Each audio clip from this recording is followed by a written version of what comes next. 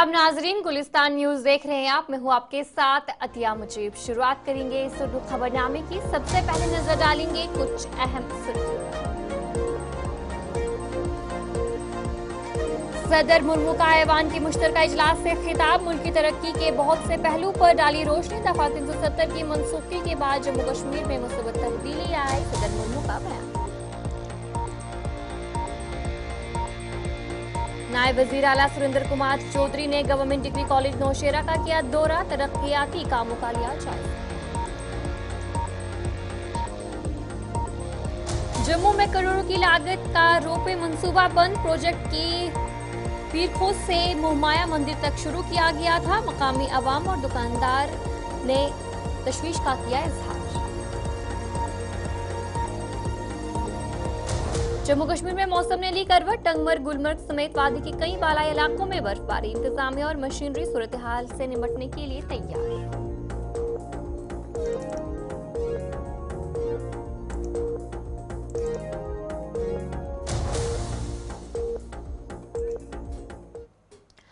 तो चलिए थी कुछ अहम सुर्खियां। अब दीगर खबरों की तरफ भी रुख करेंगे। पार्लियामेंट के बजट इजलास का आगाज आज से हो गया। सदर द्रौपदी मुर्मू ने दोनों ऐवानों से मुश्तरका इजलास से खिताब करते हुए मुल्क की तरक्की के बहुत से पहलू पर रोशनी डाली। उन्होंने कहा कि हुकूमत का नारा सबका साथ सबका विकास है, जिसके तहत तरक्की का फायदा आखिरी शख्स तक पहुंच रहा है। जम्मू कश्मीर का जिक्र करते हुए सदर मुर्मू ने कहा कि दफा 370 की मनसूखी के बाद जम्मू कश्मीर में तब्दीलियां आई हैं। उन्होंने कश्मीर तक ट्रेन को पहुंचाना हुकूमत की बड़ी कामयाबी करार दिया। अनुच्छेद 370 हटाने के बाद जम्मू कश्मीर में विकास का एक नया वातावरण बना है।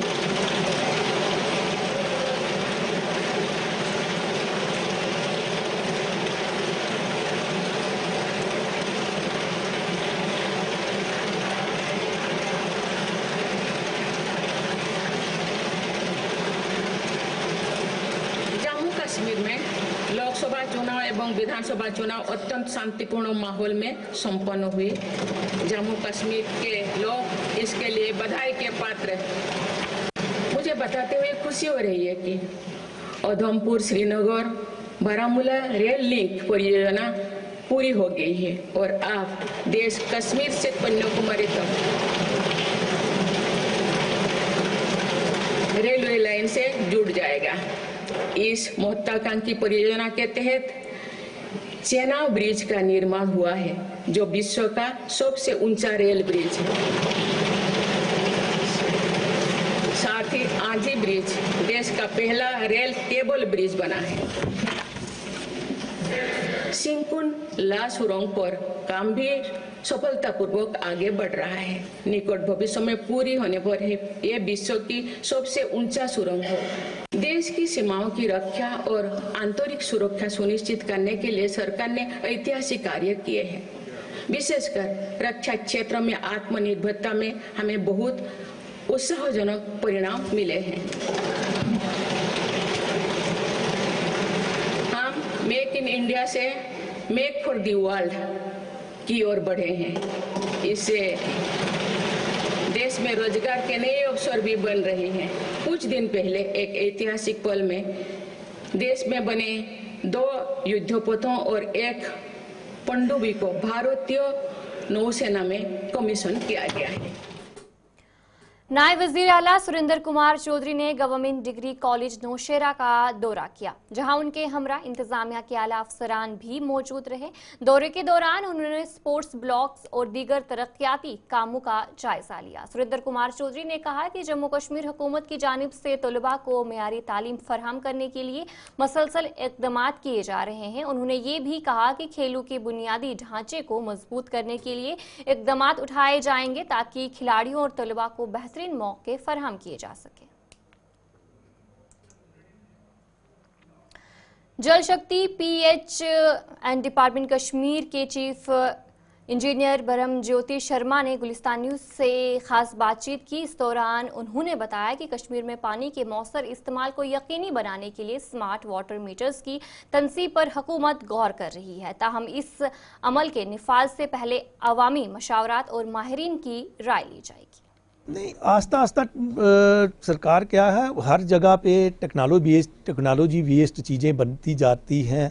ऐसे ही अभी तो नहीं सरकार ने किया कोई ऐसा प्लान, लेकिन शुरुआत में हम थोड़ा कमर्शियल जो कनेक्शंस हैं उनको मीटरिंग करेंगे। उसमें उसके बाद प्रॉपर उसके प्रासन कौन स्टडी करके डिफरेंट ऑर्गेनाइजेशन जो इसमें हमें बेहतर राय दे सकती हैं उनकी राय दे के, ताकि लोगों को ये ना लगे कि हमारे ऊपर कोई चीज़ ऐसे ही ज़बरदस्ती में थोपी जा रही है। लोगों की राय से अच्छे तरीके से प्रॉपर कैलकुलेट करके वो करेंगे, लेकिन अभी जल्दबाजी में कोई सरकार। श्रीनगर के प्रेस कॉलोनी में हैंडीकैप्ड एसोसिएशन ने तनख्वाहों में इजाफे के लिए एक एहतजाजी मुजाहरा किया। मुजाहरीन ने हुकूमत से अपने हकूक का मुतालबा किया है, ताहम पुलिस ने एहतजाज को रोकने की कोशिश की और पुलिस ने एहतजाजी मुजाहरों को रोकते हुए मुजाहरीन को हिरासत में भी लिया।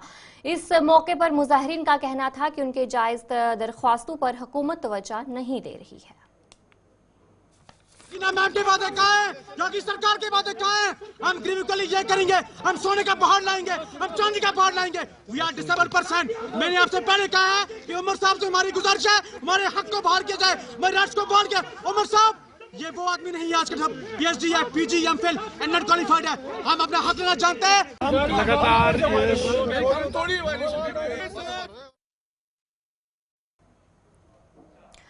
जम्मू कश्मीर पीपल्स पार्टी के सदर ने श्रीनगर में एक प्रेस कॉन्फ्रेंस मुनक्किद की, जिस दौरान उन्होंने नेशनल कॉन्फ्रेंस पर शदीद तनकीद की।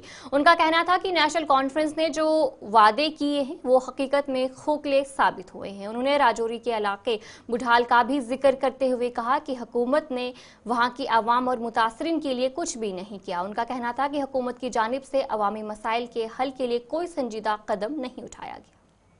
इस हुकूमत ने प्रॉमिस किया था कि 353 स्टेटस आएगा। इस हुकूमत ने प्रॉमिस किया था स्टेटहुड वापस आएगा। इस हुकूमत ने बोला था 200 यूनिट फ्री बिजली मिलेगी।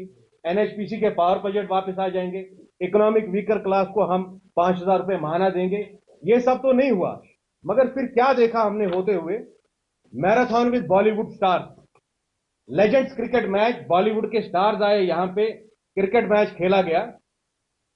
हवा कदम में मुझे अभी भी याद है, आज से 1-1.5 महीने पहले लोग वहां सड़कों पे प्रोटेस्ट कर रहे थे और फारूक साहब उस वक्त टैगोर हॉल में गाने सुन रहे थे, म्यूजिक वो कॉन्सर्ट एंजॉय कर रहे थे। बड़ाल का तो हाल हम सबने देखा। बुलडोजर ड्राइव हुई जम्मू में, सुजवा में, बठिंडी में और गांधरबल में। और कमाल की बात है, हमारी हुकूमत को मालूम ही नहीं है क्या हो रहा है। सबसे पहली बात हम फारूक साहब से यह पूछना चाहते हैं, हमारा उनसे कोई पर्सनल गिला शिकवा नहीं है। वो बरसरे इक्तदार आए आज इतने फ्रेजाइल एनवायरनमेंट में जहां हम पे जक लगाया जा रहा है। न सिर्फ 370 हमसे छीना गया, अब शरीयत में भी मुदाखलत हो रही है। और हम देख रहे हैं कि किस तरह लाचार और बेबस हमारे लीडर उनके सामने खड़े हुए हैं। मैं पूछना चाहता हूं फारूक साहब से, is it not a repeat of 1982? Is it not a repeat of 1987? क्या ये 1996 दोहराया नहीं जा रहा है जम्मू कश्मीर के अवाम के साथ, जिन लोगों ने अपना कीमती वोट आपको दिया, एतमाद दिया जम्मू कश्मीर की बका के लिए, हमारी इज्जत और एहतराम के लिए, जो चीजें हमसे छीनी गई 5 अगस्त से उसको बहाल करने के लिए, उसके बरक्स हम देख रहे हैं आपको, you are totally non serious. आप, मुझे लग रहा है वो 1996 का दौर वापस आ गया कि आम कश्मीरी मर रहा था सड़क पे और फारूक साहब रॉयल स्प्रिंग गोल्फ क्लब में थे। आपको स्कीइंग के लिए नहीं इलेक्ट किया गया है, आपको म्यूजिक कॉन्सर्ट्स के लिए नहीं इलेक्ट किया गया है। बड़हाल पे हम आते हैं, बड़ा रंज हुआ मुझे इस बात पे कि जो बड़हाल के इनकम्बेंट MLA है जावेद इकबाल चौधरी साहब, वो नेशनल कॉन्फ्रेंस के हैं। वो नेशनल कॉन्फ्रेंस फारूक अब्दुल्ला की पार्टी के हैं। 17 लोगों की मौत हो गई। First case was brought to 4 in the early week of first week of December। Mohammad Rafiq और उसकी फैमिली को हॉस्पिटलाइज किया गया 12 दिसंबर को। तीनों जो उनके बच्चे हैं वो जहां बहक हुए 12 से 15 दिसंबर के। चलिए, ब्रेक के बाद आपका खैर मकदम है। श्रीनगर में Jammu Kashmir central coordination committee की जानिब से प्रेस कॉन्फ्रेंस का इनेकाद किया गया। प्रेस कॉन्फ्रेंस की क़यादत पार्टी के सदर फारूक डार ने की। इस मौके पर कमेटी ने हुकूमती इक़दामात पर तहफ़्फ़ुज़ात का इजहार किया। कमेटी का कहना था कि गुज़िश्ता कई माह से इंजीनियर्स को फंड्स जारी नहीं किए गए, जिसकी वजह से तमाम कॉन्ट्रैक्टर्स शदीद मुश्किलात का शिकार है। उन्होंने वज़ीर आला से मुतालबा किया है कि इस मामले पर बात करें। हमने 8 दिन पहले प्रेस कॉन्फ्रेंस की थी JK central contractors coordination committee की तरफ से, उसमें भी यही मुद्दा मकसद था जो हमारी एलोकेशन है 2024-2025 के हवाले से, उसमें भी हमें यही कहा खदशात लग रहा है जो एलोकेशन हो ये पूरा यूटिलाइज नहीं होगा एंडिंग मार्च तक। हमारे जो खदशात है ये पैसा लैपस हो जाएगा, कम से कम 40% पैसा एलोकेशन के हवाले से लैपस हो जाएगा। मगर मेरे ख्याल से सरकार ने उसमें संजीदगी से नोटिस दी, क्योंकि ट्रांसफरी हुई, कुछ ट्रांसफरी हुई यहाँ पर, क्योंकि chief engineer irrigation flood control को भी लगाया गया, चीफ इंजीनियर यूडी को भी लगाया गया, चीफ इंजीनियर जल शक्ति को भी लगाया गया। हम सरकार के शुक्रगुजार हैं उसके हवाले से, चाहे एलजी साहब ने उसमें इंटरफेयर किया, चाहे चीफ मिनिस्टर साहब ने उसमें इंटरफेयर किया, हम उसके शुक्रगुजार हैं। उसके साथ साथ जो इरिगेशन फ्लड कंट्रोल का जो कमिश्नर सेक्रेटरी है उसके भी हम शुक्रगुजार हैं, क्योंकि उन लोगों ने उस टाइम एक्शन की ताकि जो खदशात हमारे थे फंड के हवाले से वो लैपस हो जाएंगे। मेरे ख्याल से उसमें कमी अब आएगी लैपस के हवाले से, मगर अभी भी हमें खदशात लग रहे हैं।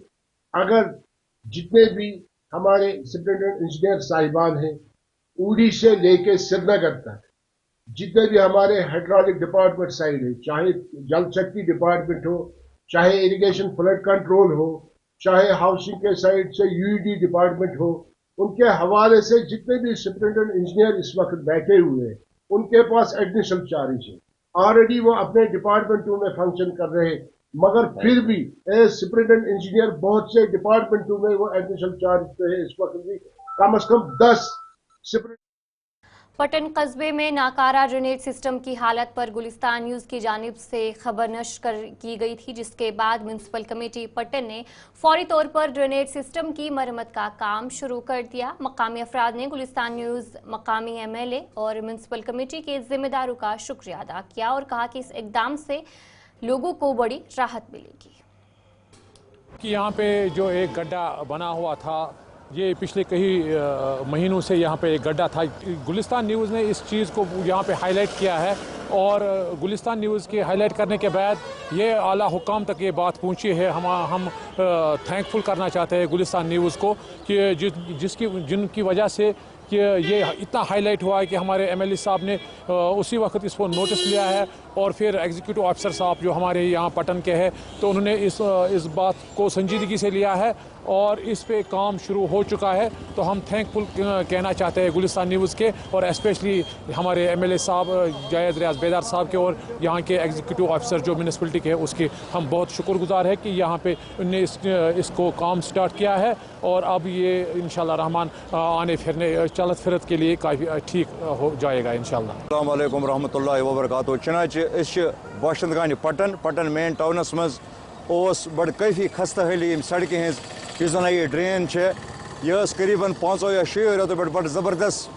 ब्रेकेज गमज क्या अत पे हेवी ट्रांसपोर्ट पकान बाकी चीज़ और अमे हवाले कर गुलिस्तान चैनल यह फेमस चैनल यमिक जन media station incharge north Kashmir Pattan Rahi Nisar sahab तेज नोटिस मज ओन काफ़ी फिर और शुक्रगुजारी करान तमो वातनो शायद सोन यह मुतालबा आला हुकामन तान क्या अक्सर ये मज गाड़ी गसान इंसान गसान बच्चे बुजुर्ग गसान पटनस मज बहुत मेन टाउनस मज दोस्त बहुत प्रेसिडेंट मुनीबस स्टेशन पटन बहुत अक्सर बाजरस मज ये मज ज्यादा अक्सर एक्सीडेंट गसान और गुलिस्तान चल यूत जन उजागर सोन यह मामलों और योत मामल न क्या अक्सर तम सन मामल उजागर करान, चाहे राशन हंद हवाला बिजली हंद हवाला या आज सड़कों हंद मामल बड़ शुक्रगुजारी करान खास कर बे तिमन लूकन हंद यमो जन अम बात इनिशिएट न्यू ये मज जन पटन म्यूनसिपलिटी अफसर सरकर्द तेज बड़ शुक्रगुजार या एमएलए अहमद बेदार साहब तिमन नश अम हवाला पैगाम त्रोमुत चिट्ठ तिमन लेचम तम शायद ये असम्बली हंद सिलसिलस मज तम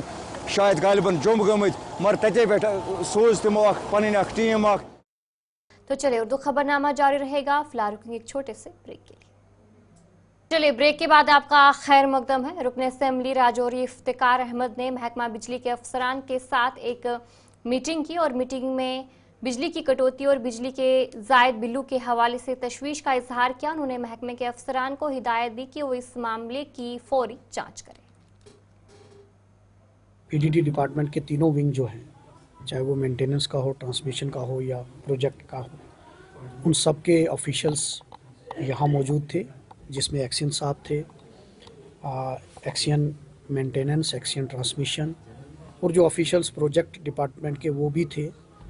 इसमें JEE, AEE, क्योंकि काफ़ी देर से मैं MLA बनने के बाद मैंने ऐसे ऑफिशियल्स की मीटिंग तो ली, लेकिन डिपार्टमेंट वाइज मेरी मीटिंग इंडिविजुअल लेवल पर हुई। लेकिन मैं चाहता था कि ग्राउंड लेवल तक चीज़ों को, क्योंकि मैंने जब फील्ड में घूमा हूँ, मेरे पास लोगों की डिमांड्स थी, लोगों की कंप्लेंट थी कि। तो चलिए इस उर्दू खबरनामे में इतना ही। अभी के लिए मुझे दीजिए इजाजत और आप बने रहे गुलिस्तान न्यूज़ के साथ।